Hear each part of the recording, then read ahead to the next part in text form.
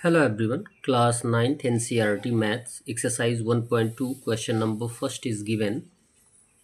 State whether the following statements are true or false. आपको ये बताना है कि दिए गए जो स्टेटमेंट्स हैं वो सही हैं या गलत हैं।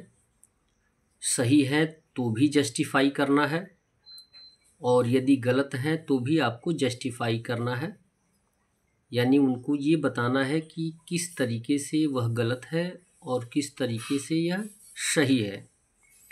फर्स्ट क्वेश्चन दिया गया है, every irrational number is a real number, यानी प्रत्येक इरेशनल नंबर एक रियल नंबर होता है। तो सबसे पहले तो आपको ये जो इम्पोर्टेंट दो टर्म दिए गए हैं उनके बारे में भी जानकारी कर लेना चाहिए। फर्स्ट दिया गया है इरेशनल और सेकंड दिया गया है रियल नंबर, यानी what is an irrational number and what is a real number. Clear है? फिलहाल इस प्रश्न का उत्तर आप देख लें, उसके बाद इनको हम डिफाइन करते हैं। तो दिया गया है कि ये स्टेटमेंट क्या है, सही है, ट्रू है। क्यों सही है? Because collection of real numbers is made up rational and irrational numbers. बोला ये गया है कि सही है, तो किस कारण से सही है? कारण वह है कि जितने भी इरेशनल नंबर्स होते हैं वो रियल नंबर के दौरान ही आते हैं, या आप कह सकते हैं कि जितने भी रियल नंबर्स होते हैं उनमें रेशनल और इरेशनल दोनों आते हैं। अब आइए डेफिनेशन जानते हैं कि इरेशनल नंबर्स हैं क्या। तो लिखा जाता है the numbers that are not expressed as p by q are known as irrational numbers. Rational की बात की जाती है तो बताया गया है कि वे नंबर्स जिनको हम p बाई क्यू के फॉर्म में एक्सप्रेस कर सकते हैं उन्हें हम रेशनल बोलते हैं, और इरेशनल यानी जिनको हम p बाई क्यू के फॉर्म में एक्सप्रेस नहीं कर सकते हैं उन्हें हम क्या बोलते हैं? इरेशनल नंबर बोलते हैं। जैसा कि √2, √3, √15, √7, पाई एंड, यानी जो कि कंप्लीटली डिविजिबल न हो उनको आप कह सकते हैं इरेशनल। क्लियर है? फिर इसमें एक इम्पॉर्टेंट टर्म आया है रियल नंबर।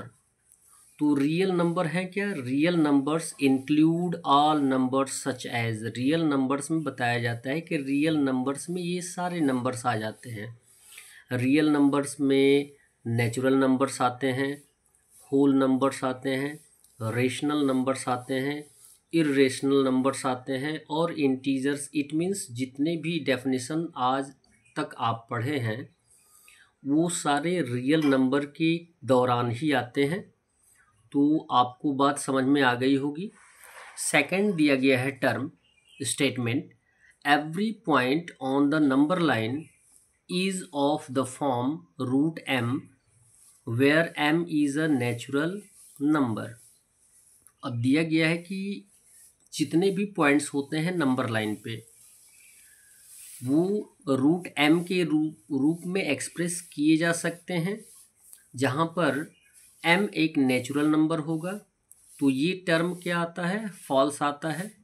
क्यों फॉल्स आता है उसका कारण बताया जाएगा। लिखा जाएगा this statement is false because no negative number can be the square root of any natural number. आपको क्या बोला गया है कि कोई भी नेगेटिव नंबर नहीं हो सकता है the square root of any natural number, किसी भी नेचुरल नंबर का स्क्वायर रूट। कहने का मीन्स ये है कि नेगेटिव को एक्सप्रेस कर सकते हैं लेकिन रूट में कोई भी नेगेटिव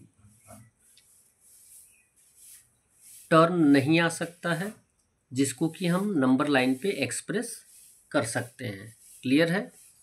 थर्ड दिया गया है every real number is an irrational number. प्रत्येक रियल नंबर एक इरेशनल नंबर होता है। तो ये स्टेटमेंट क्या हो जाएगा? फॉल्स होगा। जिस तरीके से आपको बताया गया है कि सभी होल नंबर नेचुरल नंबर नहीं हो सकते हैं, लेकिन सभी नेचुरल नंबर्स होल नंबर्स हो सकते हैं। तो every real number is an irrational number, यानी रियल नंबर में तो सारे टर्म्स आते हैं, rational, irrational, natural, whole, integers, लेकिन सभी रियल नंबर्स इरेशनल नंबर नहीं होते हैं। इसमें आप स्टेटमेंट में लिख देंगे this statement is false because 2 is real but not irrational. 2 real तो है लेकिन इरेशनल नहीं है, इसलिए प्रत्येक रियल नंबर इरेशनल नहीं होता है, रेशनल भी होता है, इसलिए स्टेटमेंट्स हो जाएगा फॉल्स। That's all. वीडियो को लाइक करें और चैनल को सब्सक्राइब करें। धन्यवाद।